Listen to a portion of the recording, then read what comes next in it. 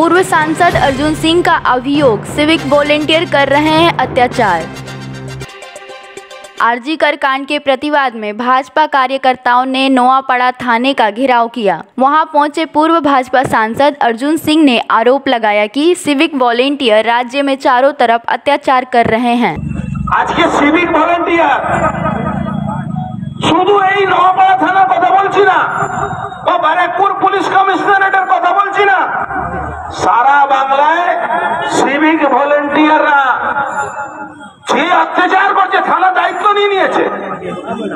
সব এলাকার গুন্ডা, ক্রিমিনাল, তোলাবাজ, তাদেরকে যারা জুয়া খেলায়, যারা মদ বিক্রি করে, যাদের সমাজে কোনো দাম নেই, তারা সিভিক ভলেন্টিয়ারে তাদেরকে চাকরি দিয়ে মমতা ব্যানার্জি ক্যাডার পুষছে, সরকারি টাকা দিয়ে ক্যাডার পোষা হচ্ছে।